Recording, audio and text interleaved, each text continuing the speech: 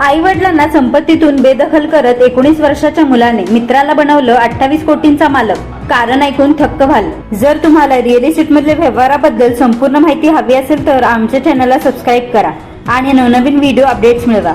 Subscribe करा आणि तुमच्या रिअल इस्टेट नॉलेज मध्ये भर घाला। कोणताही मित्र किंवा सखा आई वडिलांपेक्षा मोठा असू शकतो का, या प्रश्नाचं उत्तर सामान्यतः नाही असेच येईल। मात्र चीनमधून समोर आलेल्या एका अजब आणि तितक्यात चक्रावून टाकणाऱ्या घटनेने या विचारसरणीला मोठा धक्का दिला आहे।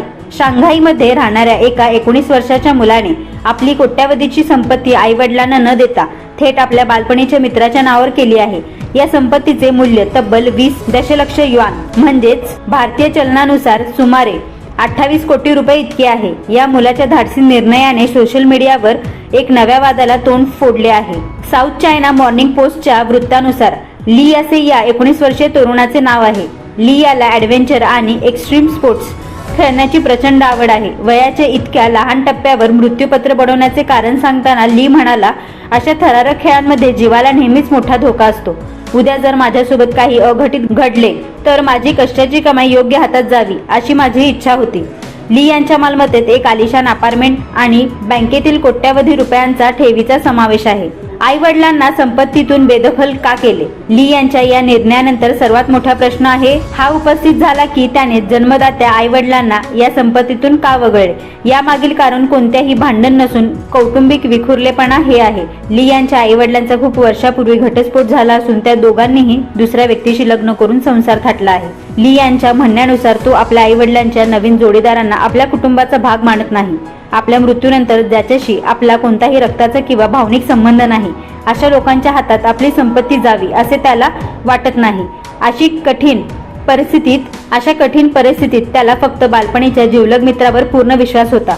त्याचा हा मित्र अगदी बालपणापासून प्रत्येक सुखदुःखात त्याच्या पाठीशी खंबीरपणे उभा राहिला। चीनचा कायदा काय सांगतो? चीनच्या उत्तराधिकार कायद्यानुसार जर एखादी व्यक्ती अविवाहित असेल आणि त्यांना मुले नसतील तर तिच्या संपत्तीवर चीनच्या उत्तराधिकार कायद्यानुसार जर एखादी व्यक्ती अविवाहित असेल आणि तिला मुले नसतील तर तिच्या संपत्तीवर पहिला हक्क आई वडिलांचा असतो। परंतु हाच कायदा असंही सांगतो की जर एखाद्या व्यक्तीने स्वतःचे कायदेशीर मृत्यूपत्र तयार केले असेल तर ती कुटुंबाबाहेरील कोणत्याही व्यक्तीला आपली संपत्ती सोपवू शकते।